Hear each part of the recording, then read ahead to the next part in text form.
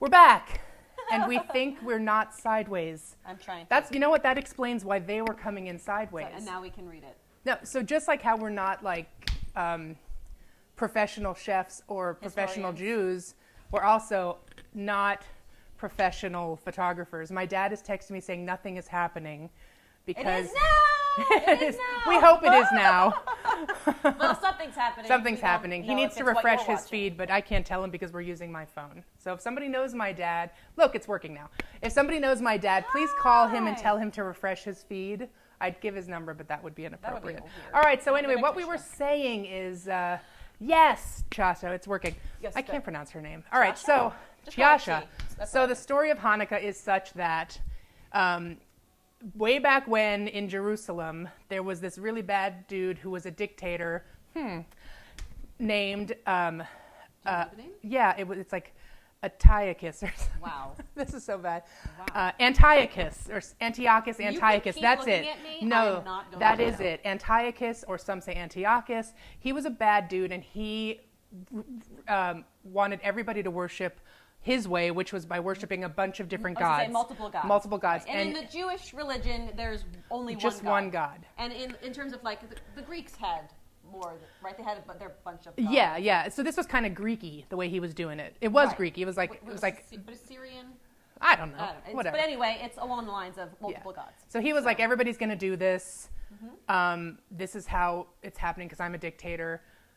You're going to worship these gods, plural. Plural. So the Jews in Jerusalem were like, we don't want to do that. But specifically this tough family called the Maccabees who were super religious and Jewish and were like one God. They're like, we don't want this. We're going to fight him. And so... Well, he came in and actually took over the Jewish Oh, temple. yes, he and did. He brought in the statues of Yes. these multiple gods. He defiled the He temple defiled the temple. by putting in a bunch of gods instead of just the one. And so the Jews left town. They left town. And they went to the hills, as we do. Jerusalem was destroyed of all things Jewish. The Maccabees said, no way, we're fighting this. So the Maccabees, the brothers Maccabee, and a bunch of other Jews got together, and for years they fought. And finally, they won. Years later, they won. The Maccabees and the other Jews won, but they were able to take over Jerusalem again. They took back the temple. They took back the temple. They decided the first thing they would do is get that temple back, return it to its original glory, and start over. And light the flame. Light the flame, but there was nothing to light the flame with to work by night. It was to work by night. They found just enough oil. And the flame is always supposed to be lit. Yeah. It is the eternal flame. Well, I think I don't know. Is that what it is? That might come from that. I think. Again, not the best Jews, but we love food. This is what we learned. So we're talking to you like regular people because that's what we are. One of the Maccabee brothers found a little bit of oil, but it was just enough that they thought for one night. So they were working all day and then they were working all night by the light of this lantern. And part of it was there was not enough oil in the town to be able to keep the lamp lit consistently. They needed time to be able to make the oil. Right. And so it would have taken them, I guess, a week or something like and that. as we often are, we were in a rush to get this done. So as we do. Lo and behold, this oil lasts a whole 8 days and a whole 8 nights. And they all considered it a miracle, which perhaps it was, or maybe they just underestimated the strength of this oil. Who knows? So years later, here we are celebrating the Festival of Lights because of this 8 days and 8 nights of miraculous oil candle burning. And the light that was created. And because of oil, that's why things in this Jewish cuisine for Hanukkah are oil-based. My dad got it. Good job, Dad. Hi, Dad, in L.A. Yes, so that's oil. why a lot of the food is fried. So Hanukkah's all about oil, essentially, when it comes to cooking. Yes. Latkes are cooked in oil, not butter. Donuts. You eat jelly donuts. By jelly, there's another reason behind that. I don't know, Sweet life, is that what maybe. That is? Yeah, probably. Sweet life. If anybody knows and wants to comment, and I can get my computer going to read it, we'll take your Amy's comments. Dad, if you my know. dad. Dad, do you know why it's jelly donuts and not just any donut? Tell us. Yeah, Type it in and tell us. I'm just getting my computer going. Okay, so that's the story. Yes, and that's why it's fried food like latkes. Somebody's at the door.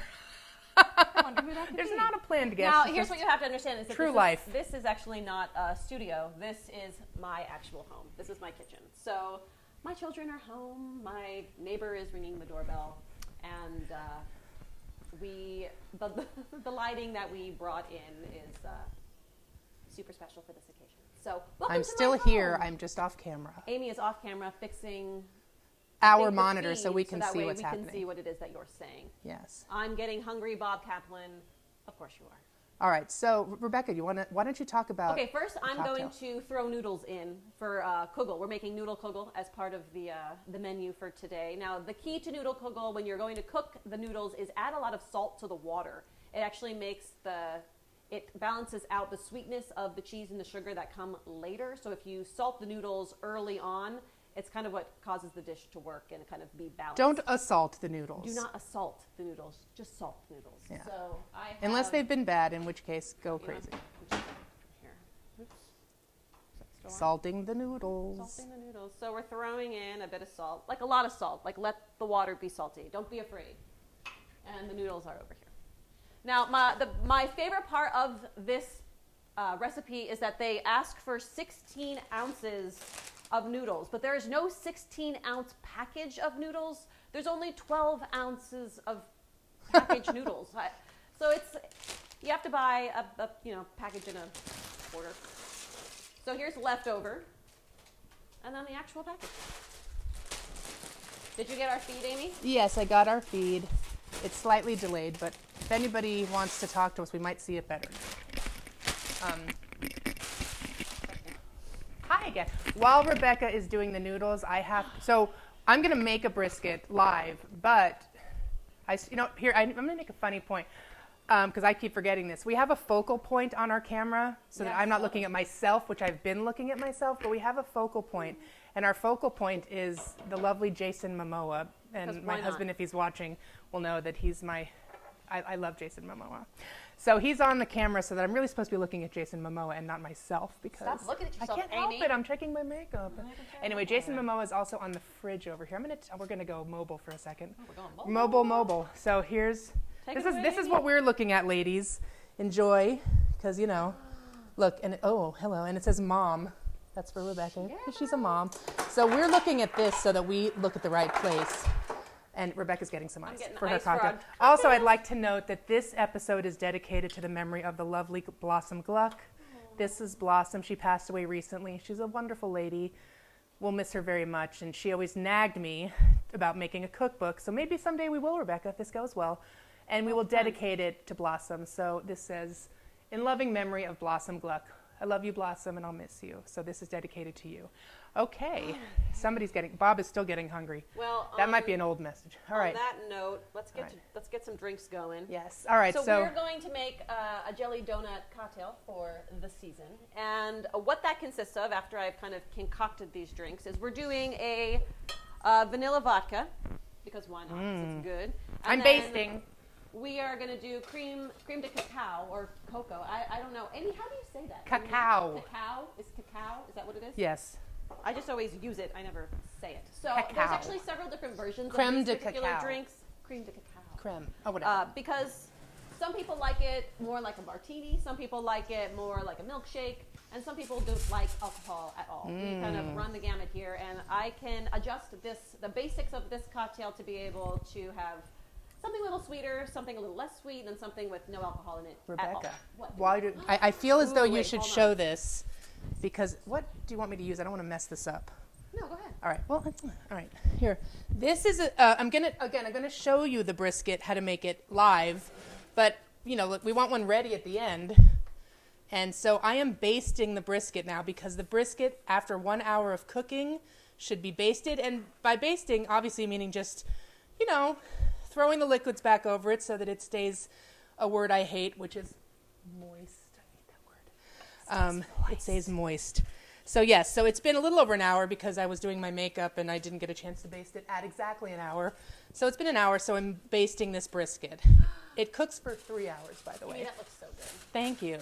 And the awesome thing about this is that we're making one in time, and then we've made this one before, so there will be 2. There'll be 2, so my husband will love that because So if you it's delicious. live and you near me and you know the area of where I live, please feel free to come by and have some latkes And some brisket. because we're going And to some have kugel. a ton. Oh, and well, of course, kugel. So let's get to drinking, which is one of my favorite pastimes. So I'm going to start with vanilla vodka. I use about, when it's just going to be the martini, I use about, I'd say like 1.5 ounces to 2, kind of depending on how big your cup is. We tend to have martini glasses that are on the bigger end because we like to be super festive. But if you're having like a big party and you don't feel like making super juiced up cocktails, then you could just use a little bit less. So the key to this particular cocktail is actual strawberry preserves. I'm putting actual jelly into the drink, and it comes out so tasty. I was hesitant at first. I heard jelly in a drink, and that sounded really gross. But then I tried it, and it was super yum. Matthew O'Connor says jelly donuts were cost effective because in the 1500s, the price of sugar went down in trade. And then it says see more, and I'm afraid to do that because what if it messes up our live feed? Yeah, we can't. I'm sorry. We would see more, but Yeah, we can't. but thank you, Matthew. And I think anybody who's watching will see your comments, I think. Maybe not. Maybe just we see them. I'm so going to try. no, I think you can. I think you can see it if you're Oh, watching. yeah. So in the 1920s, the Israeli Labor Federation made the jelly donut an official Hanukkah dish. Thank you. This is why we are who we are, Jason Momoa, because we don't know everything. We're just like you guys. Mm-hmm. We're just Jews who love to eat and, and have fun. So that's why we're doing this, because it's just all about fun. So for I want to get the menorah. For this cocktail, what I'm doing to put like a sugared rim, sometimes if you get a margarita, it's a salt rim, but I'm going to use a little bit of sugar. I made a paste, if you can see in here, which it kind of just looks like a white bowl, but it's a white paste. I have the menorah. It goes this way. It's not the first night of Hanukkah. It is but, not. But I had to light one, it's yeah. coming. Yeah. So what you do with the paste is it's just a little bit of water, and then you use, confectioner's sugar, and you make like a soupy kind of paste, and it's what's going to go on the rim of the cocktail. To make it pretty. To make it The reason why we're doing this cocktail now. You want to drain the noodles? Yeah, sure. Here. The reason we're doing the cocktail now is because you should be drinking while you cook, which we're not doing yet, and that's a problem. Okay, so I'm putting a little bit onto this. This is not my kitchen, so obviously, if you knew me and you knew my kitchen, there'd be dogs taking things off the counter. Okay. But so if I look lost, it's because it's not my kitchen. Yeah, and this is the white paste that you're making. So you basically just cover the rim and it's like icing that you would put on basically like a sugar cookie, a little bit runnier than that. And then hold it upside down so that way it doesn't drip down the side, and then you don't have gross hands when your guests are drinking these, which is cooking facial. Ooh, Amy. Now I'm schwitzing. And then I have blue sugar because we're being festive here. You just roll it. Where do these noodles go now? Just leave them there. Okay, leaving them there. Leave them in the strainer. All right. I know, isn't this exciting to watch me do this? It is actually. And then you go like that. But I leave it this way so that way the paste itself will dry. It doesn't run down the glass, hopefully. So this cocktail is ready to go. And for a super special treat, we also have beep beep. Beep beep. Boop boop. It's like I'm talking to my children. We got actual jelly donuts. And I'm going to put a little hole in the middle because for the martini portion of this, I'm going to use one of my, I have glass markers, and we're going to put, his name is Josh. Josh. Is Josh a Jewish name? Joshua, absolutely. Joshua's a Jewish name? I'm off camera again, sorry.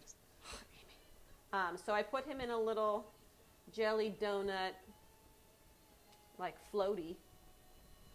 And here we go. I'm going to open up this drink. I'm just trying to see the comments a little better, but I'm having a hard time. Pick up my glass. Let's see, fill it in. Oh. Now this drink would be for someone like my husband, who does not particularly love uber sweet drinks. And then we go ahead, and we take Josh in his little floaty. Uh-oh, Josh just turned over. Let's put him on his back so at least that doesn't look sad. Did the donut fall in? Oh, he won't. He's going head first. Oh, Josh is through the donut. He's through the donut, but he's swimming right now. Oh, God. Well, maybe we can put him on the side of which is what he's supposed to do. Which one is this version? Because I was distracted. Oh, look. Oh, look. He's there with his floaty Josh, hanging on the look side. at him close in. Look at, it looks There he is. He's hanging on. He looks kind of like a turtle man. Tom Koji says only one glass. Well, no, not yet. She's one at a time. She's only got one shaker and a glass. Tiasha, what kind of alcohol did you use? I used vanilla vodka, and this is cream de cacao, and then I threw in some strawberry jelly, which is what gives you the jelly flavor. Well, we'll save that for a minute. Right. This one. Okay, that's. I'm also wiping my. Well, what's the one for us? Because it's coming. Get on so it. if you like it a little bit, you creamier, think you want one, Tom? You're not the one cooking. All right. Well, while she's doing that, you know what? I have to. I'm gonna start browning the brisket. That Do it. I keep forgetting to look at Jason Momoa. How can I forget to look at Jason Momoa? That's just sad. Amy. Let's talk about our shirts for a second. I do love you, Alatka. Hugs. And mine is cut off because of my tum-tum, but it actually says... wear it like that. Really? Oh. Yeah. This is how we Jew it. This is how we Jew it. All right, this is how we Jew it. All right, I'll wear it like that, but okay. All right, I'm going to start browning the brisket while you're doing that. The first thing you do when you're making the brisket is you want to brown it, not on just the top and the bottom, but you want to brown it on the sides, like everywhere, because it sears it. It keeps the juices in. But first I need to salt and pepper it. So I'm going to get the brisket from the fridge first. All right, so right now I'm just trimming the rest of the glasses. That's what I'm up to. All right. I need more. So if you are not celebrating Hanukkah because you don't celebrate Hanukkah and you're just tuning in because you know us and you just wanted to know what we were doing on this channel, we did it with rainbow sprinkles the other day, and it was also super festive. So, but it made it like a meal because I kept chewing the sprinkles. But if you celebrate Christmas or another holiday, feel free to obviously just change the sprinklage. Change the sprinklage. Change the sprinklage. Hey, look, I got some brisket. Yeah, you did, girl. This is actually half of the massive brisket that I bought at the store the other day because we had to cook half. So to have some prepared. So this is the other half. So this is a big brisket. Brisket is not cheap. And don't accidentally get like something else that looks similar because you can't. It's not the same. You have to get brisket. No, so Amy, do you know what is brisket? Do you know what that? It's beef. It's some part of the cow. I don't know. Just look for brisket. Again, not a professional. I just wondered if you had ever asked. No. Sorry if I got defensive about that, by the way. Didn't mean to get snippety. Yeah, look how upset I was. All right, so Amy is doing that. I am making 2 cocktails at once. But the good thing about this one is that I'm adding about half an ounce to 3/4 of an ounce of Bailey's. Hey, quick question. Yes. Did you see that video of that guy in like Brazil or something salting that meat, and he did that fancy thing with his arm, and it was like it went viral. Everybody's like, "Ooh, that sexy guy salting the meat." It was kind of like, well, here I'm going to do it. It was kind of like this, but it wasn't. It didn't look anything like me going like this. Like that looks like you're. I'm making a mess for one, but he like went down his arm and he's like salting the meat, and it was in slow-mo, which we don't have the tech capacity to do right now. Maybe someday if you guys like this and it becomes a thing. But anyway, I am salting, and again, not assaulting, but salting this brisket on both sides. I'm using flake salt because it's pretty, but you can use kosher salt, obviously. Sorry, I'm tapping one here. I just need to see what people are saying. So salt and pepper your brisket on each side. Make sure you've rinsed it and dried it. So you can't see me doing this, but I'm going to try and like tilt it. No, I'll go back here and we'll see. That's it. Anyway, you don't need to see me salting them unless you want to like, no, you want don't me to take it? Do you want to, yeah. So I've salted and peppered one side of my brisket. I'm flipping it over. That's the fatty side. I'm peppering the other side of the brisket. And, do as much as you want or as little as, not too much salt, certainly, because it'll be too salty, but it mainly burns off. So salting and peppering. Here's the little fancy salt trick. Woo. Salting it. I'm assaulting it. What? I thought I was attached, but I wasn't. Yeah. I'm patting it in a little bit. Okay. So, all right. So I've got that. I'm going to go heat my pan now so you can put that back and keep doing what you're doing. A little bit more salt. Okay. Here we go. I'm getting I'd like a drink, please. All right. Heating the pan. Get on it, girl. You're the slowest bartender ever. I would make no tip. My bartender friends are watching this going, you are the slowest bartender. If this were that show with that Taffer guy, he would be giving you a really hard time. I can't get your oven on. Now it's going to do that enormous flame. And what the? Oh, wait, hold on. I am turning this on, though. Okay, thanks. Because we set off the alarm. Oh, yeah. So we did. do not be alarmed if an alarm goes off. Literally. I smoked out her beautiful home, and I felt really bad about it. So I'm going to be like, all right, let that heat up for a real second. Just for a second. So like I said, I'm starting by searing the meat on not just the top and the bottom, but also on all of the sides, so that kind of keeps the juices in the meat when you cook it. So I'm going to do that in just a moment when the pan's a little bit hotter, but not too hot, so I don't smoke out the kitchen. That's all right. This is Matt's, right? Yeah, you want to move to the Oh, side? this one doesn't have cream in it. That's why, because I like a sweet, creamy drink because I'm sweet. Bailey's isn't ours. Yeah. Bailey's is, obviously an Irish liqueur, cream-based Irish liqueur, and I am married to an Irishman, hence the last name Kerwin. For those of you who don't know me and are like, Kerwin's not the most. it's Jewish not. They're name. like, that's not a Jewish name. It's not, but It's not. I'm married and I took his name, so Hey, and he's watching. Hi, Pete. Pete just logged in. And Pete, I was just talking about how Bailey's is an Irish drink, and that people were commenting on the fact that I must not be Jewish because my name is Kerwin, but I am Jewish. You know what? You don't have to explain anything to anybody. I am like 99.9% Ashkenazi, which is Eastern European. Hence this brisket. Somebody was saying something about brisket, but I don't know that I can scroll back down. Oh, here we go. Oh, hey. Matt O'Connor just has all the answers. He's very knowledgeable. Brisket is a cut of meat from the breast or lower chest of beef or veal, but this is beef. We don't do veal. Beef brisket is one of the nine beef primal cuts through precise definition of the cut. Who cares? Anyway. I love my face while you're reading this. It's like, I'm sure that's really cute to look at. So, okay, the only difference what did Deborah between say? my drink and Amy's drink is that my drink had Bailey's added to it. Amy's drink is going to have a little bit of light cream in it. Or you can use milk, whole milk, whatever Dave you want. also asked if you use jelly or preserves. Did you answer that question? Oh, I did not. I didn't even know. This is preserves. That's what I'm using, just because that's what I have. Hey, Michelle Troring is watching. She did a lovely piece about us in Southampton Press. It's online. It'll be in print next week. It was so lovely. Thank you. That was such a nice article. Yeah. My mom wants to. My husband says he's not a direct Irishman. He has like German in him too. So, Right, whatever. Pete. All right. Rebecca, so I am going to... Go ahead. So I'm taking the jelly donut. I fear that it's going to smoke out your kitchen again because this has been hot The for a while. alarm's going to go off. No All one's right. worried.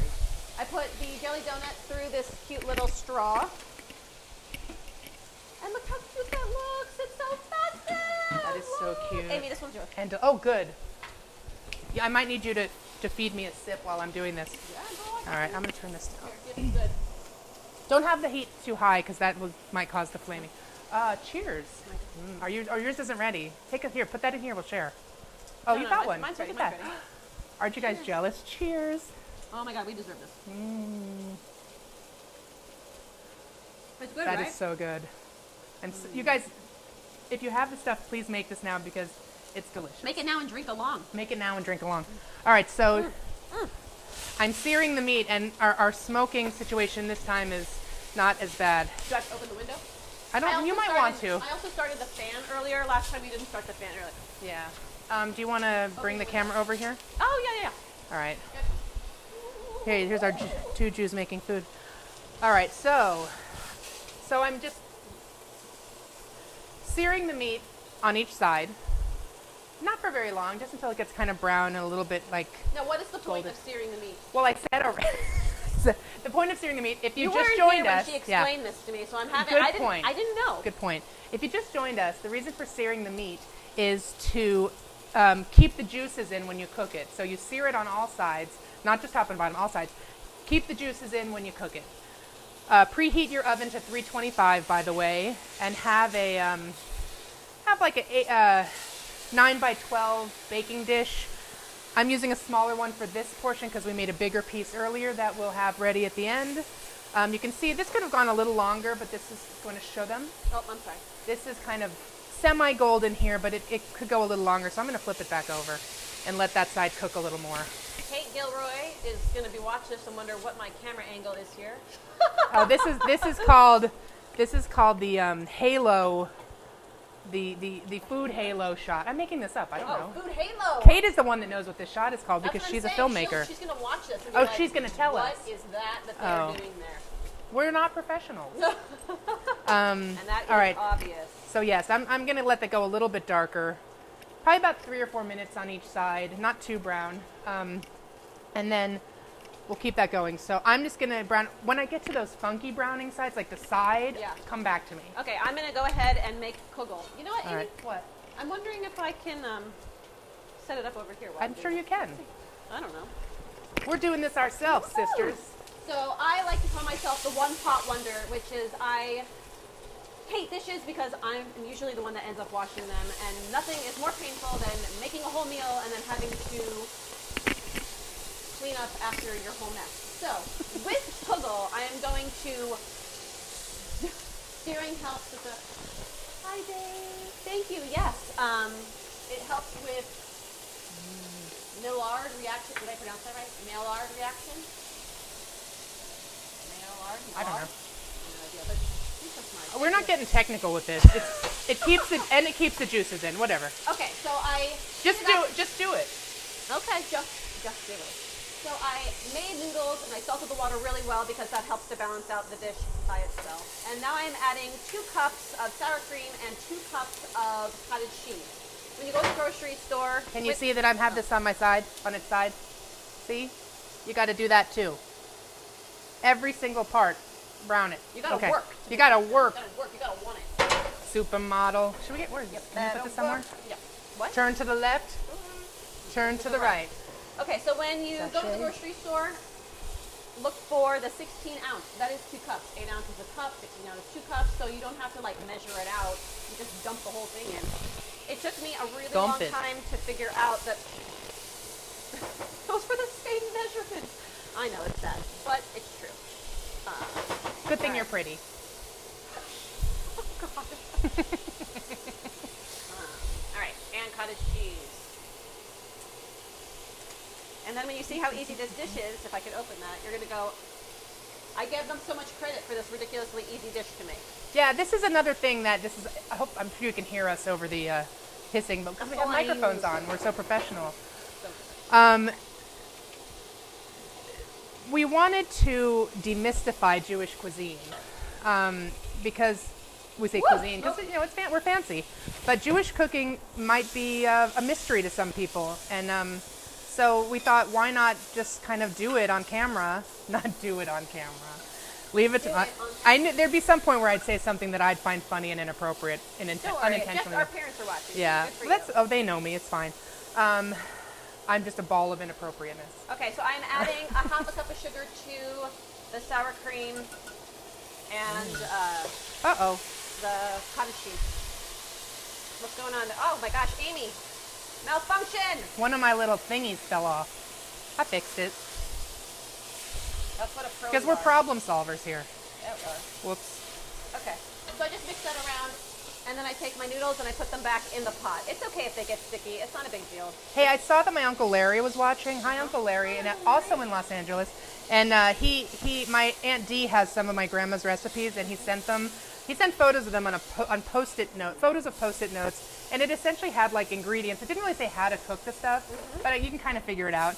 But I thought that was funny that it's like, here's what you need, then just kind of go at it. But one of the recipes that he sent was this one that I already had of this brisket that I'm making today, which is the brisket made with the chili sauce and the tomato soup mix and onions. And it's very simple and incredibly delicious. My husband, Pete, who's watching, loves it. He's like an honorary Jew. And so now I have only had my mother-in-law's brisket that she makes with apricot. Which could be Sephardic, really. Although the side of the family that she learned most of this from, I think they're Ashkenazi. So when I mix everything together, it just looks kind of like a mess like that. It's supposed to. Ooh. Hey, my meat is... How's your meat doing, Amy? My meat is good. My meat is essentially ready to go, so I'm going to take my meat... Oh, that fell off again. Oh, God. This thing is cheap materials. I'm putting my meat in this dish to rest. And while that's resting, I am going to... Rest it, Amy. Sorry, I'm opening my... Mix together my... chili sauce and my onion soup mix, and then I'm going to slice some onions, and then we're going to cry. So I'm going to do that while you're doing that. So bad. Does anyone have a tip for not crying while cutting onions? All right, so I also took 2 eggs, and I am going to go ahead and just beat them. I'm going to beat those eggs. And then I'm going to add that to the mess. My husband says, where is Jamie Oliver? How dare you? Why would I want Jamie Oliver here? We don't need Jamie Oliver when we have Jason Momoa. And Pete, I think you missed that because I said that our focal point on the camera so that we don't look at ourselves, although it's so hard to do. Eggs. Eggs going in. We have a little picture of Jason Momoa stuck on the phone that we can enjoy while we're doing this. Deborah says, wear sunglasses to avoid crying. I'm going to get my sunglasses. I may disappear for a moment to get my sunglasses. Try that. I'm going to get them. Deborah, you're a genius. Thank you, Deborah. I'll be right back. Okay. So I mixed in the eggs, and that is basically all that goes in here at the moment. Now I have a 9x13 pan. It's in there, and you just dump it in. Dump it. Dump it in. You can't see this. Amy? Yeah, sorry. All right, I'm going to get... No, I don't know how people are so strong that they hold... I know. You're dumping it in. I'm dumping it in. Did you get sunglasses? Yes, I did. You might want to get yours. Pizza's awesome, and I'm sure he's saying it sarcastically that we're staring at Jason Momoa. But he understands. Well, right now, it looks like they're staring at my boobs. Oh, sorry. Here. Oh, still staring at your boobs. This is so inappropriate here. But it's the angle, Rebecca. How can I... Here we go. I'll get closer in. That's the kugel. Well, you'd have a little more to go, but that's essentially... like, kugel. It's so easy. Since that's essentially done, I'm going to bring this back over here. Do it. Well, wait. We'll try a different angle. Okay. Let's see. I am now going to just do the simplest of things for my brisket, which is chili sauce. And chili sauce is essentially ketchup, but it's like a little sweeter and a little more sodium. Just look for Heinz chili sauce. Don't get, sometimes right next to the chili sauce is like a cocktail sauce. You do not want that. That will ruin it. That's for shrimp, and that's not good. So you take your chili sauce, put it in a bowl. Get all that chili sauce out. You want to move this so you can see what you're doing? If I move that back even. All right. I'm going to do now what's called, in the Italian world, stretching the sauce. So the Italians will, I learned this from my friend Angela in Kansas City. Stretching the sauce means that you put a little water in the jar, shake it up, and then you don't miss any of the sauce in the jar. Just a little when you're stretching the sauce. However, in this case, you use your 1 jar of chili sauce for the brisket marinade, but then you fill the jar with a whole full nother thing of water, and perhaps even a little more if you feel it looks too thick. So Deborah says she always uses vanilla extract and golden raisins or dried apricots in mine and cinnamon. And I'm so glad you brought that up, Deborah, because we were talking about the raisin situation earlier. Raisin situation. Now, I am not a fan of raisins. Nor am I. I think they just get in the way of the noodles. Yeah. And the sugar. Okay, but yes. Hold on, I'm finishing the kugel. Let me finish it so that way I can put it in the oven. By all means, use raisins if you like them. I mean, if you want. And if you want to have a lot of leftovers for yourself. Kugel, you can with raisins. Because half the people probably won't eat it with the raisins, or they'll pick around it. The cinnamon's coming, Deborah. The cinnamon's coming. Okay, so you take a little bit more sugar and you throw it on the top just to give it a little bit of that crisp. Now, we need to be able to see this. So they tell you to use like another half a cup of sugar on the top, and honestly, that's too much for me. Sugar. That's probably good. Yeah. That's fine. Whenever people tell me to use a lot of sugar in recipes, I ignore them. I usually cut it in half because it's too much. So then cinnamon. I got fancy cinnamon. I have cinnamon from Saigon. Saigon cinnamon is the best cinnamon in the world. So they say. According to I don't know. I was just in Zanzibar, and I feel that they think that their cinnamon's probably the best in the world. All right, so I throw some on top. Not to brag, but I did. You bragged. You looked right at them and you bragged. I did. I bragged a little bit. I'm sorry. And if Moses in Dar es Salaam's probably not watching, although he's one of our biggest fans already, because I think it's in the middle of the night there, so he's not watching. He's not dedicated enough. You get up and you watch us. You watch us. My husband says, funny, she doesn't look Jewish. Spaceballs. My children have watched Spaceballs. I didn't realize how many F-bombs there were in that movie until I was watching it with my children. Yeah. But we told them it was funny. I'm going to move us back over here because I think it gives us more depth. All right, depth of flavor. To be able to see what you're doing. There, yeah. Now we can see. Now we can see your kugel. And I am shaking up the water in the jar to dilute the chili sauce so that it's not so thick. So I'm doing that, pouring it in. Okay. Then I add 1 packet of Lipton onion soup mix, because pretty much all Jewish cuisine is made better by onion soup mix. My mom thinks everything's made better with soup. Soup Of any kind. with soup. It doesn't matter. I'm just going to Mom whisk adds soup to it. this marinade together. All right, so I'm dotting the kugel on top with butter, and then we're putting it into the oven. And then it's done. Deborah's got a lot to say, that's Deborah. She's always What got a lot about to the say. apricot? I hate them too. No, I like them on a salad. Yeah. I like them on their own. I'm not a big fan of sweets and like fruit or nuts in my like brownies and things. No, oh no. So that's that. Woo, that's butter, and it's going in the oven. It's done. You put all that butter on? Well, there's Wow. nothing else in it. Yeah. That's amazing. That's a lot of butter. I don't know the Weight Watcher point count on this. All right. There's So no- I am now mixing up this marinade. I am going to put a little more water in it because I feel that it's a little bit thick. So just a tiny splash. Yeah. And then we're moving on. I've to done latkes. like an eighth of this jar. Yeah, Rebecca's going to start working on the latkes too, We gotta get aka potato pancakes. Go on. All right, so can you Maybe. bring the Giving us- camera Yes, I can. over here Yes, I can.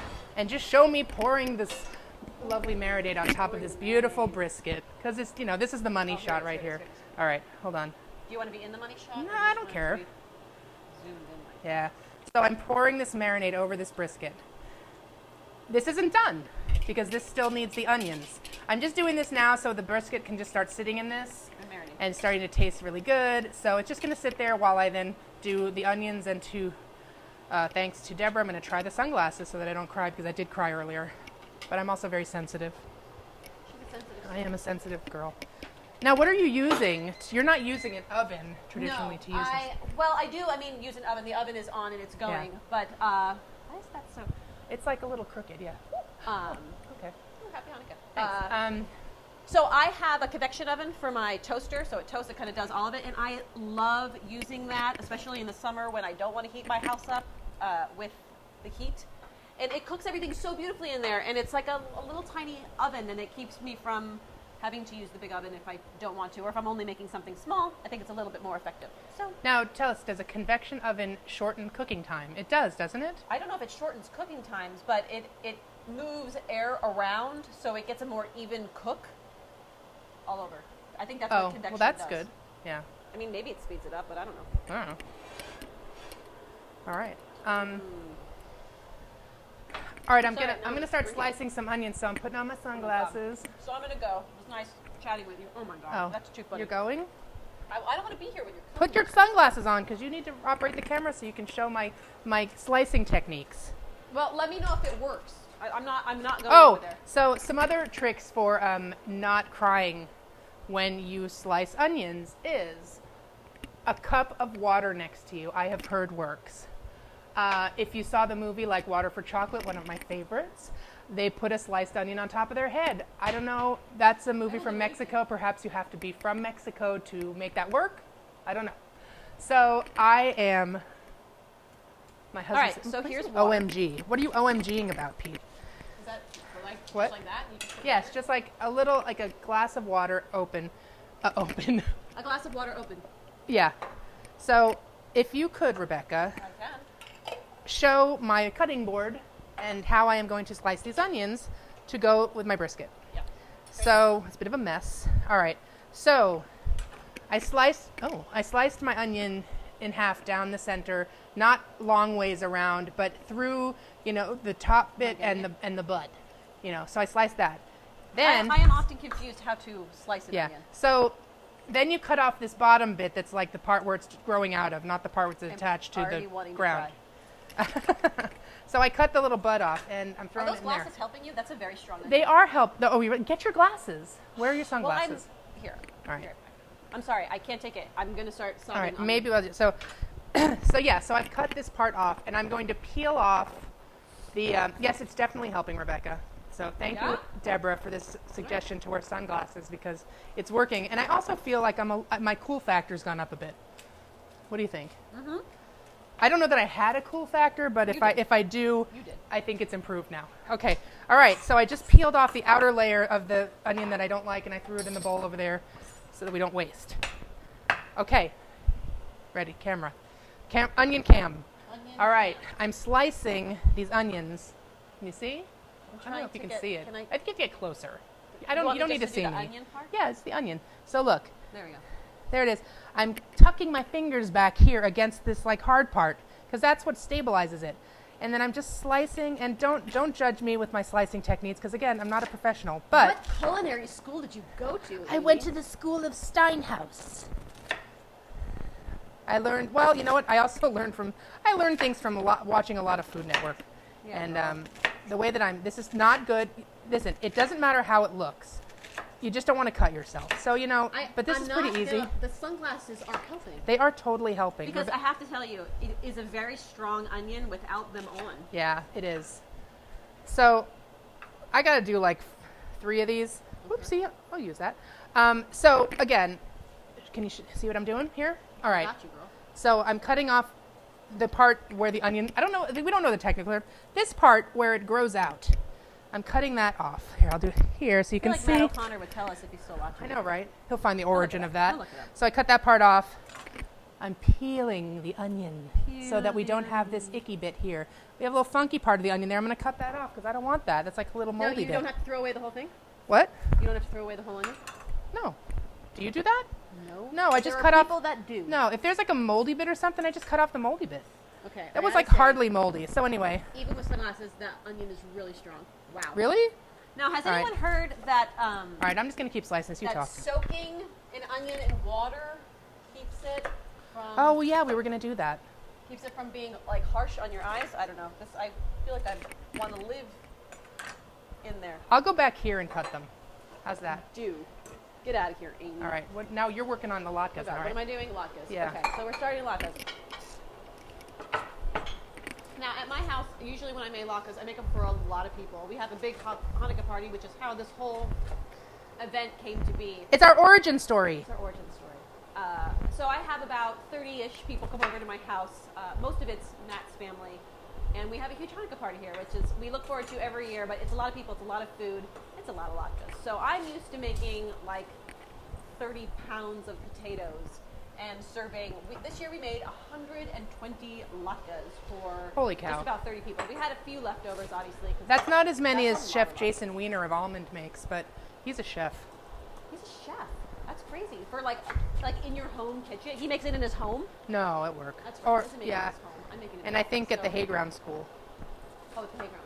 Well, that could be difficult. But, so I'm used to a lot of potatoes and onions. So this, using a small amount of potatoes, We just touched butts. we did.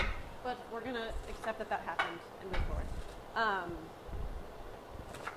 So this amount of potatoes seems awfully small, but Can you hear me slicing the onions out I can there? hear you slicing. I need my peeler. Sorry. And Amy just taught me. I had no idea that. Okay, so there's a peeler.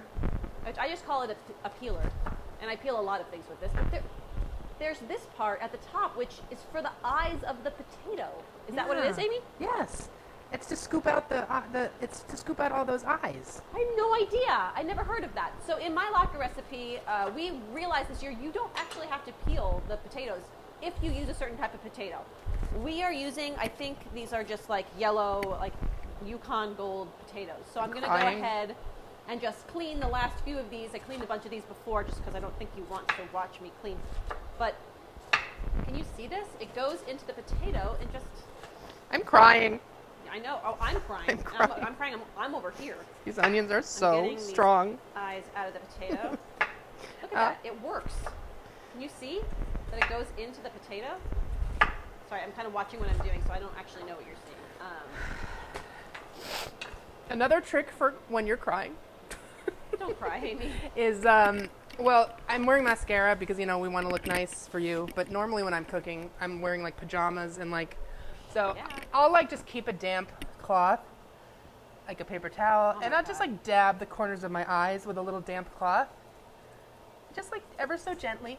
You're And, so delicate. I'm so delicate. You're I'm a so delicate little delicate. flower. I'm fixing my hair. I'm a delicate flower, Jason Momoa. Jason, I love you, Pete. I love you, Pete. like to What is my live cousin you. Lisa saying? Jason. Oh, Rachel Falzerano, Goldberg, hello and hug. She's talking to somebody else, so just you guys enjoy your You can conversation. just ignore her. That's fine. Catch All right. up. You should catch I'm up for sorry. us. I love All right. this discovery that this is for getting the eyes out of the potato. This helped. I feel better. You feel Back better? to cutting the onions. Oh my god. I'm almost done though. Only one So- more to go. This is almost done too. Hey, Now- and you mentioned that obviously, like, I think traditionally you might see in I already washed recipes it. that I'll wash them again. it's the what's the potato that's in most recipes? Like the Russet? Russet, yeah, like a potato? Idaho potato, right? That's what my family usually uses, but again, to Are each there his own. Jews in Idaho? I mean, there has I to don't be. probably, but that's kind of traditional. But again, and you have to completely peel those. So what Rebecca told me when she was making hers about her potatoes not Is that needing to I'm be not peeled peeling them. I is said I is kind have- of a revelation. I have 30 people coming over, and I'm not peeling. I think we use like 20 pounds of potato. That's crazy. I'm not doing that. 'Cause I'm it's not like I curious have a to see how kitchen these come out, staff, so- It's me peeling potatoes. I'll report back because I don't think I've ever had them this way, and I'm skeptical, but I also went optimistic. to the internet, which is the knower of all things, and I looked up, do you have to peel potatoes? And they said, no, if you use certain kinds of potatoes, you don't. And I think to myself, there's plenty of vitamins and minerals in the skins of these that we probably should be eating anywho. So That's a good why point. not just leave them in? Less work for me, better for you, because now it's like a health food. You're welcome. You're healthy. welcome. Me and Moana. All right, so I'm cleaning this up because I clean constantly. Amy was trying to cook and then I was cleaning under her. I do this to my husband. I'm always cleaning. I'm going to the trash can. Amy, you're on. Oh, great! I'm on and I'm facing All right, away, we're and back. it's my So, tush. It's my Amy- tushy. Amy, I am saving you one potato to grate by Oh, yeah. hand. Do you want to tell them why? Yeah. Come up here and So tell them why. I do have a food processor at home. Apparently, I got it for our wedding. We got it for our wedding, and I tried it once, and it didn't work. And it might be because the thing wasn't twisted on all the way. But I got discouraged and I put it away, and I never used it again. Because I'm silly like that. That's crazy. I love But food processor. this is obviously, a familiar tool for anybody who cooks, but certainly for the Jews at Hanukkah. The stand-up grater, which was what I'm used to using. I need a plate For to grate. oh, So the point of the point of grating the potatoes is that it's not. Listen, it's not a latke without a little bit of human knuckle in it. that is Right? what Matt's grandpa Aaron always said. Is, Yeah. If there isn't a little blood, Oh, adjust my microphone. What do you want me to do? Is it hitting? oh, it's like flopping over. Adjust your microphone. Is it hitting or you can't hear? Is my hair hitting it?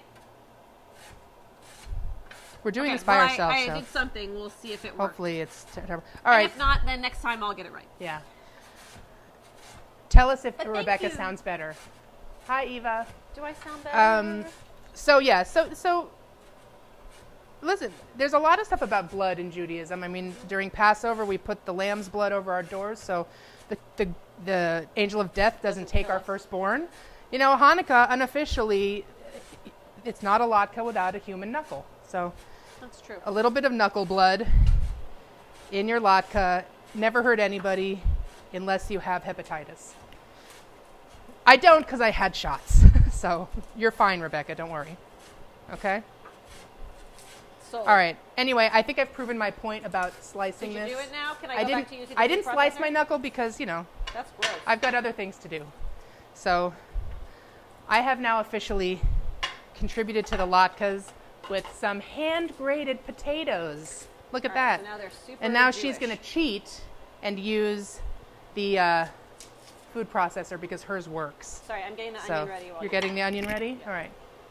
We'll go on the road I went to here. the onion station. For those of you who joined late, I would like to remind you that our focal point for the day, meaning who we're looking at so that we're not staring at ourselves in the camera, is Jason Momoa. We're looking at him on our phone, and you're looking at him on the fridge. There he is. He's very handsome. Dave Mason says low volume. Low volume. Are we both low? Cannot hear. You can't hear me? That's You can't hear us tragic. at all? Ah, jeez. Rebecca, can you hear me and not Rebecca, or just... Anyway, let us know, Dave. Jason Momoa is our focal point. And today's episode is dedicated to Blossom Gluck, who is a friend of mine who passed away recently, and we loved her very much. Dave says only you, Rebecca. Maybe I gotta yell. It's flopped over. Let me fix it. Here, we'll fix her microphone while we're cooking.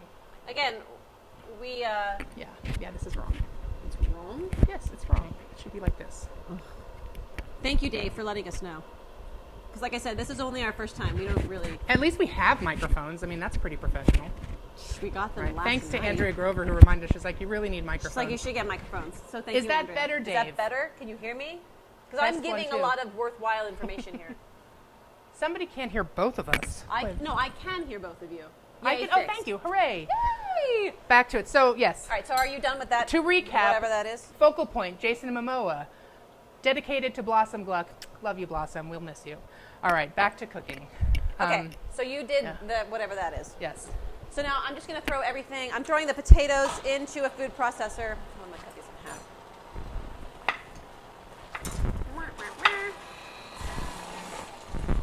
We're almost at an hour, I have to say. Listen, it's our first time. We'd got hoped it would be an hour. You don't have to keep watching, but please do. We're actually pretty far along. I mean, we haven't fried anything yet, but, you know. You don't know if okay. it's good. So I'm cutting the potatoes into quarters. I'm throwing them in. Now the key to crispy potatoes is to take the potatoes and get some of the water out. Some people use cheesecloth. I said I don't use cheesecloth. I don't know where my push thing went for this, but whatever. Because I know I would put it in like my Hanukkah box and I would never see it again. Because that's how I roll. All right, I'm going to push it down with an onion so I don't cut my fingers off. There we go. All right, off. So now you take the potatoes, and I just use a dish towel. I mean, you know, I've also been known to use, if I don't have a shaker, I'll use like a to-go container from like soup. If I get like soup from the Chinese restaurant, and I'll just shake it up in there. You just make do with what you got. Don't forget to include my human grated potatoes with knuckle and blood. I would never forget. And hep-free blood. I'm ready to cook up my onions for the brisket, which someday we will get in the oven, but it doesn't matter because I made one ahead. So I'm just going to put, as Jamie Oliver says, a knob of butter in my... He says a what? A knob of butter.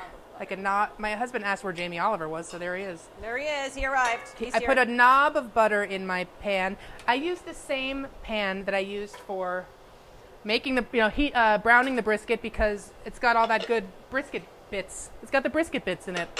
So you don't want to waste the brisket bits. Woo! Hey, we didn't set an alarm off. I just wanted Oh to my point God, that that's out. amazing. Okay, so for the latkes, Oh, jeez. I put it into a colander, but then I put it into, so I have a colander, and then I just put a dish towel into it, and I'm just going to squeeze the water out. It helps it to get a little bit crispier. It makes it so it doesn't taste like mush. Onions are going into the frying pan to sweat. So the onions need to schwitz. That's sweat in Yiddish, which reminds me. Do you want to film me doing this so people can see what this is? Yes. When you're done. I'm just going to get those onions in. They're going to start. The onions need to schwitz. They don't need to completely saute down to like a burger consistency, but they just need to schwitz. Woo! My eyes, I'm crying. Holy cow. Don't Okay. cry. So this is just a dish towel. And when you turn, look how much water comes out. Oh my gosh. Now, my mother-in-law was saying, like, super Pinteresty people would actually do this and save the liquid to, like, make paste, I guess. What? Yeah, there's a way to No. reuse it. Some people put it back in, like, later on in the recipe. I'm sorry, I'm having trouble thinking with my eyes burning from these onions. Put your sunglasses on. I know I'm wearing them on my head like an That's idiot. not how it helps. Okay, so I think we got a bunch They're of not it meant for out. This is the part of making latkes that I do not like. What? The squeezing of the Why? the juice out. It's like when you make a spinach dip and you have to squeeze all the juice out of the spinach. Like that's the worst. It just takes so much time and effort, you It's know. takes like 4 seconds. I don't know. But I think don't it's really like fun. it. Feels like Play-Doh. I don't like it. Doesn't bother me. But maybe I'm more Jewish than you, Amy. Well, maybe you are. So I am now cooking down these onions, again, in the same frying pan that I used to brown all sides of the brisket that's waiting happily over here. And so we're going to see, whoopsie, how these onions cook down. I'm not going to keep it on this because that would be boring, but like I said, the onions need to schwitz or sweat, which means they'll get cooked down pretty well. I'll show you when it's done before I put them with the brisket. But they're schwitzing. They're schwitzing. And they're already starting to cook down a little bit. So I'll just get that going. It smells really good. For those people who have used a dish towel to get rid of the water, you'll notice that your dish towel then smells like potatoes. Just throw it in the wash. It goes away. My mother-in-law made me this towel. She's an artist, and she went ahead and did some nature printing on it. But it's actually a really awesome towel. I didn't want to ruin it, but it's perfect for squeezing out the juices. I threw it in the laundry. A little bit of vinegar, no big deal. Comes right back to life. And the fun of Jewish cooking is that you do think of people when you're making all of this stuff. You know, you keep talking about your mom or your grandma or your aunt.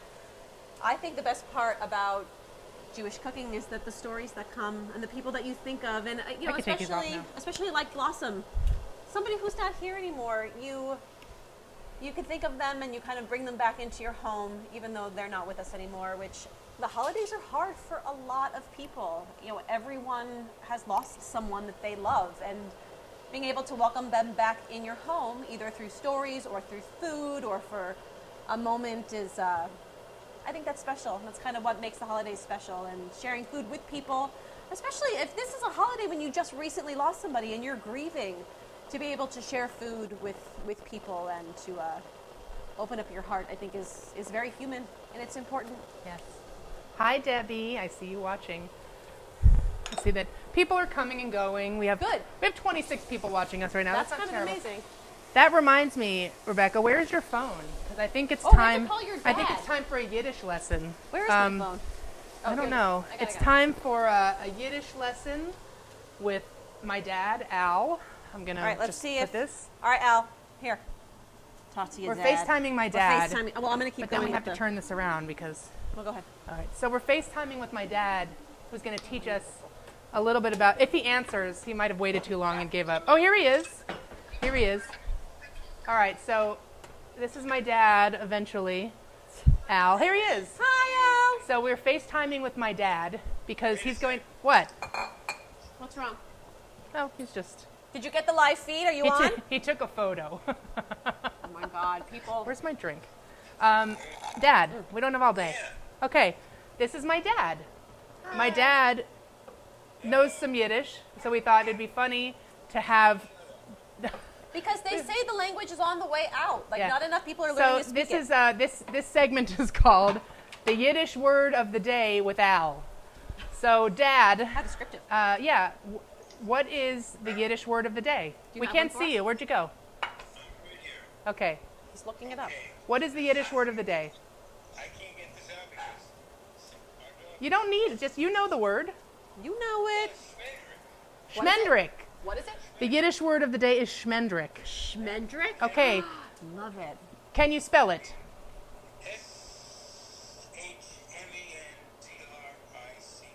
Schmendrick. Schmendrick. Can you use it in a sentence? I don't know what it means. What is, I'm holding you by my microphone. What does it mean? Yeah, it's like I don't know if you guys can hear my dad. a Casper milquetoast person, weak, thin, easy to push around. Someone who's, wife will beat him up and he won't fight back. A schmendrick is like So neither you or I. kind of like a weak person, like kind of a schmo. Another word. Schmo. Yeah, just kind of a doop-a-doo kind of person. That guy. So Kind of a nerdy, weak guy. a schmendrick is a nerdy, weak guy. That's a so good. schmendrick. Not a girl, just a guy. Usually a guy. Usually a guy. Is your volume up high enough? Let's see. Oh, turn your volume up. Okay. Amy. So, whoops, usually a guy. your Oh, my onions. Can you hold my dad for a second? Hold your dad. Oh, wait, no. Anyway, Dad, can you use schmendrick in a sentence? I probably could be. Well, use. My cousin, whose name I will not mention. Yeah, because he let's not might be offend watching. anybody. My cousin is a Schmendrick. My cousin is a Schmendrick, is my Yes. dad's sentence. Is he a Schmendrick of a cousin? He was born a Schmendrick. He'll always be a Schmendrick. And that's not his last name, those of you who just that's jumped not in. his last name. Schmendrick is A the schmo. Yiddish word for somebody who's kind of a dopey, schmucky kind of person. So apparently, A schmucky. We A should have done schmucky schmuck person. So people knew what that is. Opposite of a mensch. the opposite of a mensch, which is for another day. That's a good person. Mensch is a wonderful That's word. a, don't use too many Yiddish words in one thing. Can't use Well, I them. got a book here with a million words in it. Well, you're not supposed to reveal that you're reading a book. You're just supposed to know these things. I'm not reading. What kind of a Jew are you? A bad one. Oi. I'm All going to right. grind up onions for this. Rebecca's grinding up onions for the latkes. So I drained the potatoes. I added 2 eggs. See, Dad? Come here. Hello. And then I'm now grinding up some onions and throwing things on the floor. All right. So, Dad, thank you. Thank you for the Yiddish lesson of the day. Schmendrick is the word of the day. We don't know any Schmendricks. We only know Word nice of the day? people No. who aren't dopey. So, Think about it. I'm sure you. no, I know some Schmendricks, but I'm not going to get into that. All right, I got to go back to my onions. They're schwitzing and I'm schwitzing. So, I love you, Dad. I'll talk to you later. Later, love you. Love Mwah. you, Bye. Bye. Bye. Your dad's so cute. Oh my gosh. All right. Go, Amy, go. They're sweated. My onions are done. Somebody at I your door haven't- again? I have literally I think you're getting deliveries or something. never. Oh, it's probably holiday stuff. People keep bringing. It's like Mr. Rogers' Neighborhood over here. People keep Dinging the doorbell. dinging Rebecca's doorbell. All right, so these onions are actually, because I was talking to my dad, slightly more sweated than they need to be, but it doesn't matter. I turned it off. So I'm now going to put these onions. It's amongst friends. But I'm going to need, listen, we only have so many hands, and again, we're not. Maybe we need a third Jew. We need like a production assistant. I need to pour these onions into this brisket. So Do you need me to help you? these need to go in there. Do you need me to Yes, help you? please. Okay, here I come. So Rebecca's gonna hold this Oh while I my do god. that. All right. I can't need see. a- Is it on? It's, Oh, my god, my I'll tell you. eyes. No, here. Here, I'm sorry. I'm There, trying. hold I it there. actually can barely open Glasses my eyes. on. What is up with you? Put those glasses on. Oh my god, hold on. Yeah. All right. Ugh. All right. The onions are going in. Ugh, I just can't. It's a very heavy Le Creuset frying pan. So, I don't get, like, are you supposed to work out to use that? yes. I mean, it's so I'm building my biceps whilst cooking. Yeah, girl, work out. All right. Supermodel. Oy. All right. I'm going to bring this over here where I can swoosh it around. All right. The problem is I can't see. Okay. So I'm smushing this around. Yes, we're finally getting to the brisket. I apologize to those of you who were watching earlier and went away because it's taking too long. It wouldn't normally take this long, but it's because we're talking and cooking. We got a lot going on. A lot going on. So I'm going to flip this over very carefully just to let the other side get a little bit of liquid on it before I flip it over again. You want your fat side down. This is the fat side. So before you put it in the oven, put the fat side down. Smush it all around. Ooh, I spilled a little bit. Sorry, It's fine. Rebecca. It's good. It's all good. I've got liquid all over this. I'm putting liquid on top. So isn't that beautiful? It's just all covered. Can you get in close? Close up on this meat. Zoom in on my meat. All right. So that is the brisket ready to go in the oven. It just needs to be covered with aluminum foil. Okay. So I'm going to cover this brisket with aluminum foil. I'm going to put it in an oven that is preheated to 325. Set your alarm or tell your Alexa or your Siri to set it for 1 hour, because at 1 hour you're going to baste your brisket. That means just kind of scoop the liquids back over it. And then sometimes people flip it over when they baste it too. You could do that. So I'm going to put this in the oven for 1 hour, baste it at 1 hour, and then after you've basted it, another 2 hours at 325, and that should do that. So I've got one in the oven already too, so you'll get to see the completed project. You don't have to, the completed product, you don't have to wait 3 hours to see what I've just done here. So the brisket's going in the oven, finally. Okay, Oh, and so I shoot. just checked on the kugel, and the kugel is getting a little bit too brown on the top, only because it's in a convection oven. Sometimes that will happen because it's a small oven. So I just threw a piece of tin foil over it, and it will be fine. It will survive it. So there's the great debate about whether to put matzo meal or flour into your latkes. Some people use matzo meal. Some people use, like we always use flour. I think Amy's mom said she used matzo meal. Yes. So are we using matzo meal? We decided to go with matzo meal? No, we don't have to. If you use flour, always but use you can flour. use matzo meal or flour. Hi, Jen Lott. How are? Jen Howard. Jen Hi, Jen. Howard, Jen Howard. Okay. Well, I don't want to. This is whole wheat. I'm not using whole wheat. No, don't use whole wheat flour. If you're going to use flour and not cake meal for your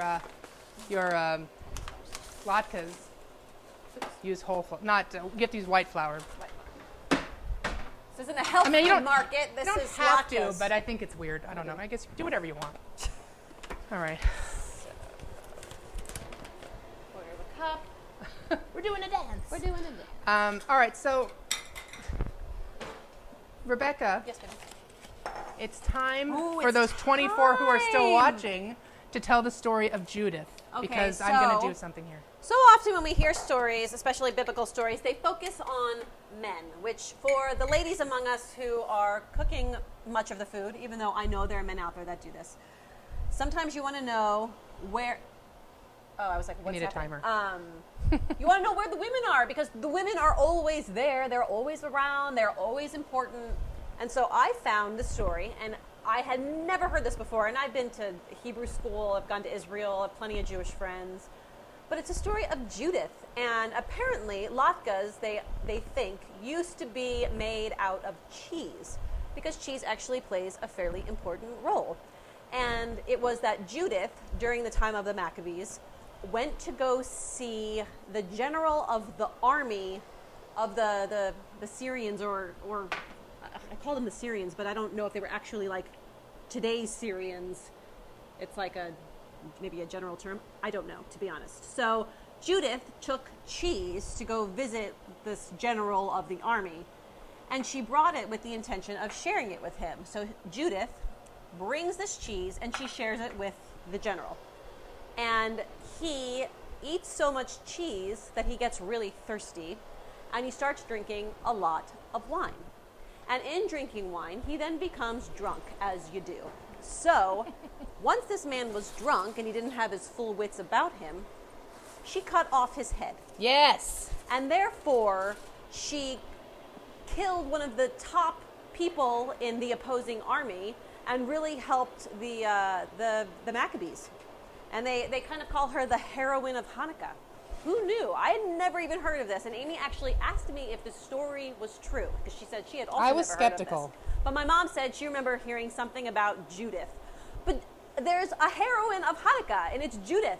And so now, to kind of commemorate her memory and to celebrate women and the role that women play everywhere in every story, there's always women, and they're always doing something, because I've never known a lot of women to sit around and just do nothing. You sound mad. I might be a little bit mad. I might be a little bit mad that it's a little You're fired up. male-centric. I'm not fired. You can't fire me. No, you're fired up, not fired. Oh, I thought you said you were fired, but I'm not fired. I'm fired up, though, yeah, because women are important. Women are important to history, and they do a lot of good. And they're around. It's really unfortunate that we don't know more about these stories. So, yay, Judith. So, in celebrating Judith and what she did for the cause, we are going to use goat cheese, which is what is believed she brought to see the general. And we're going to throw it on some beets and some arugula and make a little bit of a side salad Yeah. of sorts to celebrate women.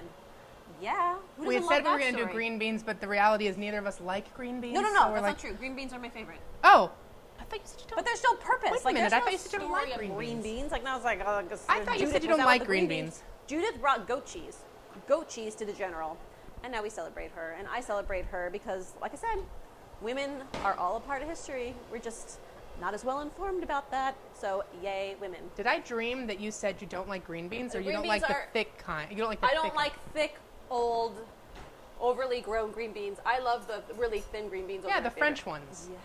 I like the French green beans too, but I do not like those big green beans. Okay, so to my latkes, I added 2 eggs, and I use flour. You want to use matzo meal, whatever you want to do. It's just what I do, how I do. Did it. It's in there. It's done now. You can't undo it. And we also talked about baking. Baking is a baking powder? Yeah, where'd it go?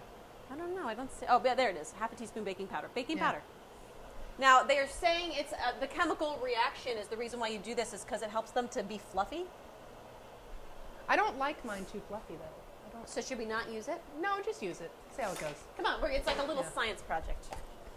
So I've got my my beets here. It's my boobs. There's some beets. Beets There's and some boobs. goat cheese. There's the beets. Truth be told, we did not roast these beets ourselves. We did not. We bought them pre-done. You can roast them yourselves if you want. We did it to save time. I like to roast beets when I find beets at the market that are just really beautiful beets. Like my friends will tell you that I get really excited about beautiful produce, which is, I know, weird. Maybe that's weird. I don't know. It's But not weird. one I time think I that's had so like healthy. a magical moment over a head of lettuce.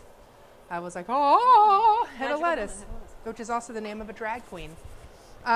Anyway, Magical if you moment see is the beautiful name. beets that you want to cook up yourself, you just cut the tops off, which you should then cook the beet greens separately because they're delicious. Rebecca's putting some pepper, Pepper. in Salt and pepper. the latkes. All right, I'm getting the oil. If you like to cook up beets, just cut them, throw some olive oil on top, throw them in some tin foil, put them in a baking dish so that it doesn't make a mess. Bake them at a high heat, maybe like 400 for like, I don't know, 45 minutes or so. I don't even know the rules. I just do it. Till they're done. Till they're done, it's soft, and then the skin just peels right off. So there's nothing more delicious than fresh baked beets. Today we're using vacuum packed beets that have been roasted, and they'll be delicious. So I'm just cutting the beets into. They're organic. They're organic. I don't have a cutting board for them. We didn't plan a cutting board. I'm still schwitzing, by the way. Are you? Like the onions, I schwitz.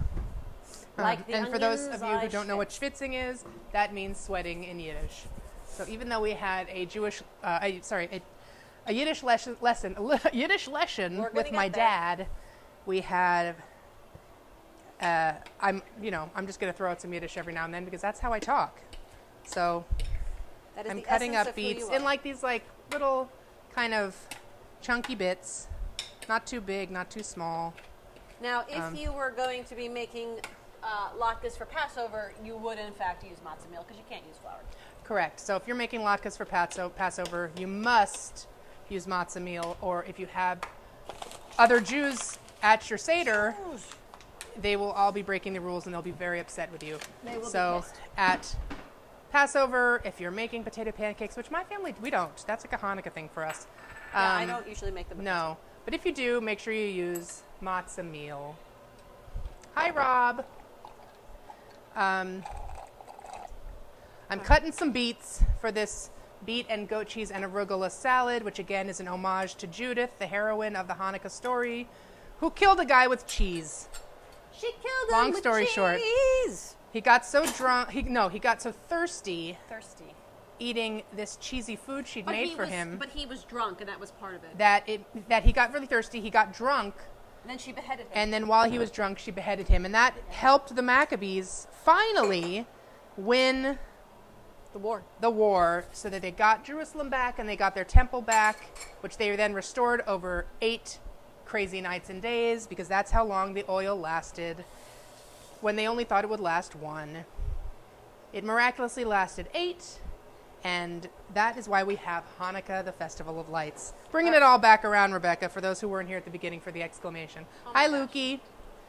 Lukey Bernstein is obviously Jewish, so she might know the story of Think Hanukkah about the too. story. I'm not going to use all of these beets because Don't. I have a small bowl, and so I'm just using 2. And I've cut the beets into kind of cubes. All right, Amy, I think Yeah. latkes are ready. You want to? Beets. Latkes are ready. Let me wash my hands because beets are messy. Yes, they are. All right.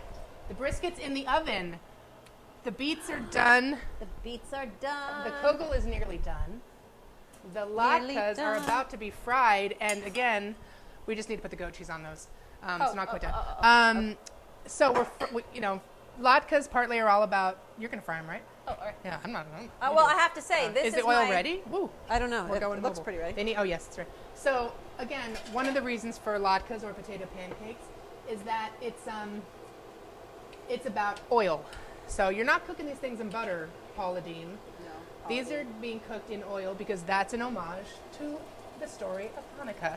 So Rebecca, this lovely Jewess, is now putting the latkes, finally, only an hour and 20 minutes later. We're going to get it. We'll get there if you We're- guys our- want our to watch aim- again. Our aim is for an hour. It's, listen, it's fun. She is making our first batch of latkes Now, in I a have very to- hot oil. Be careful. Now, I have to say that this is my first time making latkes because I'm the middle child. So I have my mother-in-law is the oldest girl. My father-in-law was the oldest man of his family. My husband is also the oldest. My mother is the oldest, and my sister is the oldest, and my brother is the only You're boy. spoiled. But that being said, nobody ever let me near the kitchen, near the frying pan. Well, because they want to do it because they're the oldest and they want to be in control. So I'm the only this is my girl, first so time. Well, which is why you yes, I'm the youngest and I'm the only girl, which means I am the pride and joy of the family. Yeah, girl.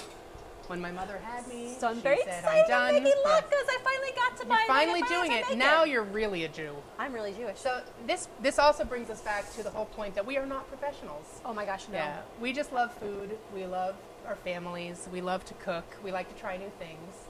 We are Jewish, and there's a lot of history and mystery in Judaism, and we're demystifying it for you today, or just making a mess, whatever. All right, so Rebecca is cooking up some latkes. How do we know when they're done? Do you know? Does Well, it get brown around the edges? You'll see the edges are going to start getting brown. Right now, they're nowhere close. I would maybe spread this out a little bit more so it's not so fat.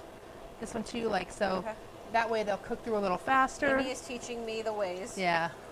We also need a plate with paper towels on it. I will get okay. that. You got it. All right, you so I'm got going to do this. Let's see how this goes. Since we're also running this camera ourselves. Oh, look at that. I was trying to Yeah. make it. I was trying to make it a little bit bigger so we could kind of move it along. Because Plate of paper towel. Okay. what do you need, babes? I need a. Oh, how about this? Is this what you're using? That's what I was gonna Okay, use, well, yeah. I'm just going to put paper towel on this. Look it. It's this beautiful Hanukkah plate. It's a Hanukkah plate. My sister bought this for me. Her sister bought that. Thank you, Tanti Jen. I feel like we had another bit planned. Did we? That was, maybe it's the shameless plug of the day. Oh gosh, what's I that? think it's the shameless plug of the day time. Oh my gosh, Southampton Arts. Yes. Let's talk All about right. that. Here is a plate with paper towels because when the latkes are ready, you put them on a plate with paper towels so that the plate is it kind of time? soaks up. No, oh, it's getting there. Very close. Very close. It soaks up the excess oil because it's very oily. So maybe let's Now? put this. You just put it there. Okay. Ooh, they're moving. Listen, it's getting pretty golden brown. Oh, look at that. Oh, can you see? That one could have done another minute. But this one is. Lukey, how do those, yeah, maybe they could have been a little browner, but they're looking really good. That one was too soon, but So- these ones are good, and I think this one's Yeah, also so, oh, you're doing an excellent job. good. Thank you. This one's a little too early. How but do the you know what? latkes look? Is that, did I just flip someone off in a different country? Oh, no, Thumbs I up? think we're good. I Thumbs learned upping in them? Africa it's okay. Okay.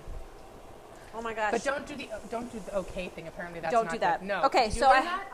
Well, you just told me. No, but I heard something interesting about that. So when I make latkes in my house, sometimes the smell of latkes gets trapped and you don't know how to get it out. And what you do is you take a little bit of water and a whole lot of vinegar and you put it into like a saucepan and you just turn it on the stove and you let the vinegar boil basically. And then your house smells like vinegar, but that smell goes away pretty fast. And so you get rid of any kind of like That's good because I harsh don't really smell. like that smell. Right. So my mother doesn't either. But if you boil it and then it goes away, it dissipates. Really? So if you ever are cook fish, which we do a lot here at our house, or latkes, something that's fried, and that smell is lingering in your house, you just boil a little bit of vinegar with a little bit of water on your stove, let it come to a boil, and then turn it off. Before we do the shameless plug, I'm just kind of mixing up the bowl of beets and arugula. I'm going to add in little clumps of goat cheese. Goat cheese. I washed my hands, so I'm going to use my hands because I feel like that's the best way to get the clumps. Those are the best tools. So I'm going to do Your this. hands are the best tools. Are they? I'll step out. Okay. All right. I'm You're watching stepping those. out. All right. Well, I stepped out so that way you could Here. do the beets. All right. How are you doing with the goldenness of these, though? I just looked at the bottom of I don't one think they and need to went see me clumping. I'm just, look, literally out. Well, clumps of goat cheese. Boop. You know, clumps. Oh, jeez. Oh my God. Clumps of goat cheese into the arugula and the beets. So I'm Amy, doing that. What do you think of that? Is More time. More time. I'm learning. I'm learning like you're learning. So the shameless plug of the day. Do it. First of all, you can't see. Want to show them my socks because that helps with the shameless plug of the day. A little bit. I found these socks at the store. Can you get them?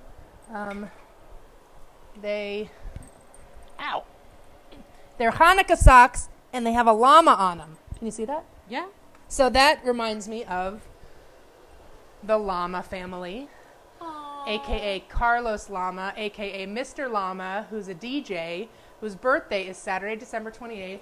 And DJ Mr. Llama is going to be at Southampton Art Center, which is probably reversed because we have the camera flip. At Southampton Art Center, I'm going to hydrate in my lovely Southampton Art Center bottle. Saturday, December 28th from 7 to 10 p.m. Saturday Night Stomp at Southampton Art Center, celebrating the birth of our DJ, Mr. Llama. So, sorry, I stepped right in front of you. That's okay. Go to southamptonartcenter.org to learn about Saturday Night Stomp and come dance with us and celebrate Mr. Llama, who I don't think is watching. That's okay. How dare you? Anyway, It's almost Rebecca, like people have lives. How did I do? I'm so proud of you. Look at these latkes. They are gorgeous, like you. You've done a wonderful job. Thank you. I tried. I really did. Keep cooking those latkes. So, Rebecca's cooking the latkes. I'm going to turn this down a bit. Oh, I lost your head. All right, 21. We're losing an audience. Now we're down to 21. Well, I think we should go get our special guests and they can sit at the table and eat. Oh, yeah. We're almost ready to eat. And I think the brisket's actually...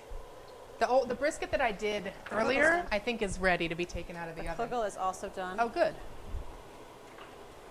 Oop, 10 seconds it was going to beep. All right. I'm going to take this big one out. Can I have you put this Yes, I'll put it somewhere over here. else? Yes, I can.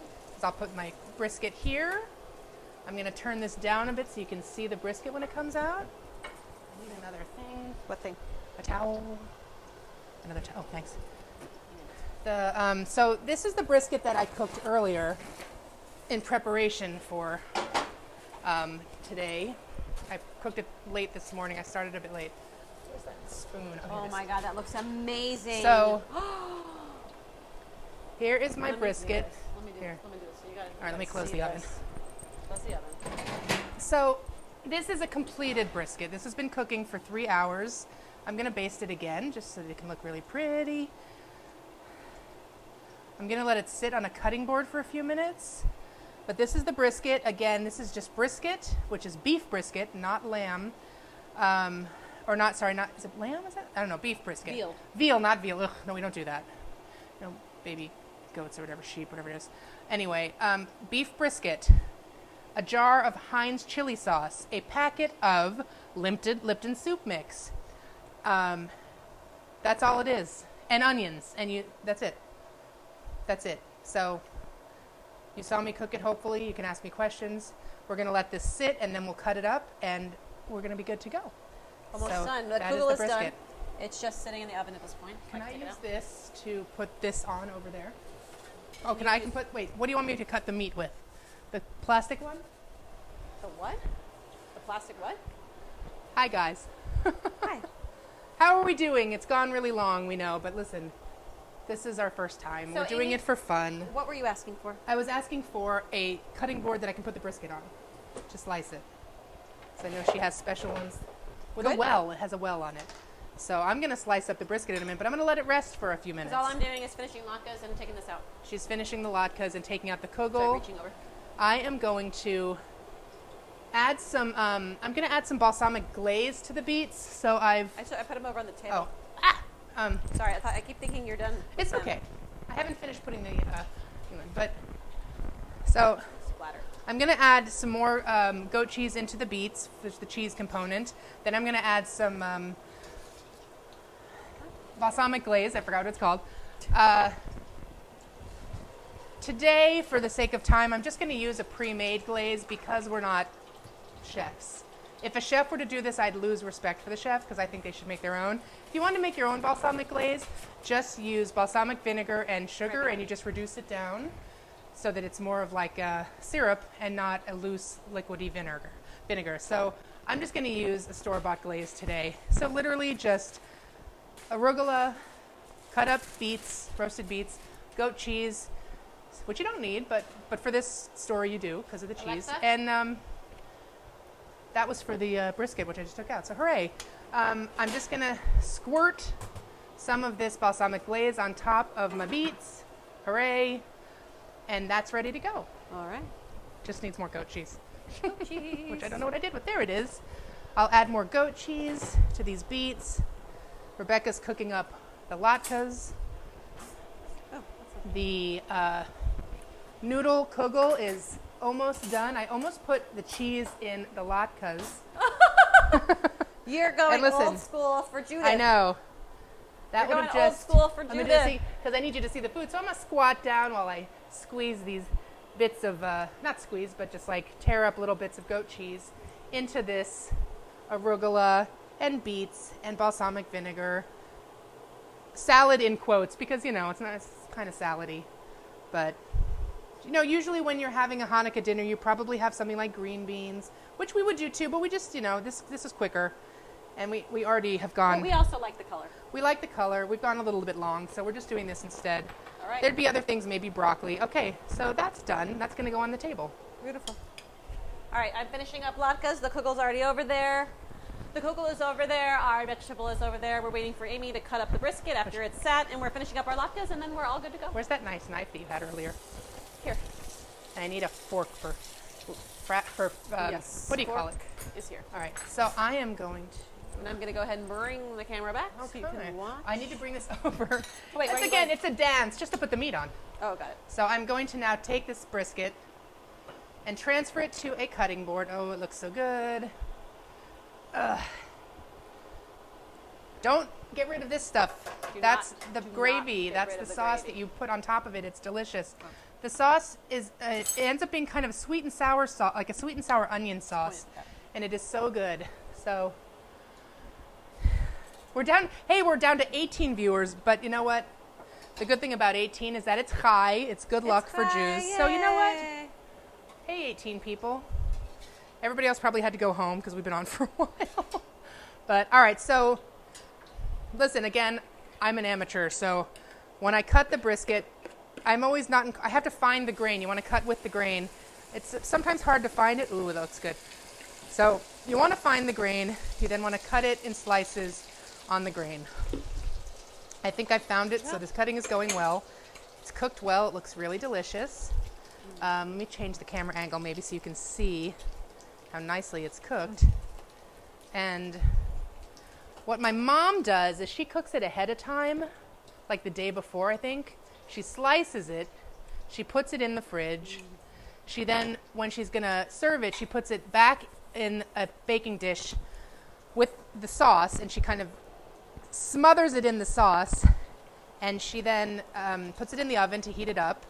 And so that way she's done it ahead of time, which obviously saves a lot of time in the kitchen when you're cooking for Hanukkah and you want to save some time, because it's a lot of work really, but it's more work when you're talking to people live.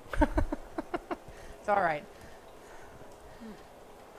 I'm going to leave it at that as far as the cutting of the brisket. I'll cut a little bit more, but it came out really good and I'm really happy with that. So the brisket is done, which means, Rebecca, that everything is done, right? Yep, we're ready. Everything is done. I'm going to keep slicing this brisket. I'll put the camera in a normal angle so they can see us. Those of you that are still watching, do you have any questions? Earlier there was quite a lot of activity with comments and questions and suggestions and we can't hear yous and that kind of stuff. So do you have any questions? No. Hi, Molly. If you can't see, for those of you who didn't see before, my shirt says "This is how we," and at the bottom it says "Jew it," but it's cut off by my frilly apron here, so you can't see. But Rebecca's got a really cute shirt that says "I love you, Alatka." I love you, Alatka. Our tasters are coming down. Our tasters are coming down. They're ready. Rebecca's twin sons, Owen and Griffin. Hi, Bubba. That's Griffin. I hear the pitter-patter of Owen footsteps. Hi, Owen. Do Say you guys want hi. to take control of the camera? Careful, it's So- really hot up here. Rebecca has set a lovely table. We're finishing. Here's the lovely table. We're going to end by enjoying the meal and making you super jealous that you don't get to eat this with us. But perhaps In the future. if we can get our act together and tighten this up, we'll do it again. And we might have some new tasters. It could be you. Could And be you. we think you'll enjoy it. Rebecca, Yes. do you want to just take this here and I can slice more at the table and I'll put the, I don't know, or do you want to put it on a platter? But more needs to be sliced. Yes. Um, I'm just going to put it on a plate for now. all Is right. that okay? Yeah. So just a reminder, we have It's coming. potato pancakes, aka latkes, that's what they're actually called. We have noodle kugel because it's Hanukkah, and so unlike Passover where you can't have noodles and you'd have potato kugel, which isn't nearly as delicious, we are going to be eating a noodle kugel made with egg noodles, and it's very sweet and delicious. And then we have beef brisket, classic beef brisket, and we have an arugula salad with beets and goat cheese and a balsamic glaze as an homage to Judith, the heroine of the Hanukkah story that was only recently discovered, recently in like the past, I don't know, 100 years or something. Rebecca, I'm going to put some of the, Oh my do gosh. you want to show this while Yes. because it just looks so This good. is amazing. Look how So good this I'm just going to pour sauce over this. So that's the sauce. To be honest, I might have overcooked it a little bit, but I don't think we heard the Alexa timer go off. So this is the brisket. Done. is. Oh my God, that looks amazing, Amy. Thank you. All right. Going to the table. There's two famished children. Yeah. You guys eat beef? Yes, they do. You like brisket? Yeah, you're so lucky to get to enjoy this meal. I know. Gosh, you're lucky. Gosh, you're We lucky. tell my kids that though. All right. You know, like, there you go. Okay. Good. Yep, I'm showing the wall. Sorry. All right. Do you want me to get the latkes? Yeah, because the latkes are all finished. Okay. They can come off of this now for show. So this is our beautiful meal. Here it is. Two Hey, beautiful what do you boys. serve with latkes, Rebecca? I have sour cream and applesauce. I like both. Some people like my Whoa. husband. Oh my gosh, look at those latkes. Those are amazing. I And love you a mushrooms. latke. I love you a latke. Some people don't like either applesauce or sour cream. I like them both. I would always I eat do them too. both. You like it? You like you do applesauce? applesauce on yours? What do you do, Owen? What do you do? Applesauce? Not sour cream. Not sour cream. Really? You like both. I thought so. I was going to say. I know He's you gonna do. get it in the face in a second. Pew! Well, you know. Um, And this is This is the end. This is the what mess left that's over. left. This is the left. Where are our leftover mess. cocktails so we can make a toast and then finally put this to bed an hour and 35 minutes later? That's okay. We're doing it. So, this has Cheers. been Two Jews Making Food. Oh, we thank you for joining us. We had fun, so hopefully we'll do this again as Yeah. planned. We're looking at Thursday, January 2nd Yes. at 3 p.m. for a special episode called New Year's What was it? Resolutions, Schmesolutions, an Indulgent New Year. Yeah. So, from the Two Jews, I'm Amy. And I'm Rebecca. Thank you for joining us. Thank See you you. next time. Cheers. L'chaim. Oh, l'chaim. Shalom. Shalom. Bye-bye.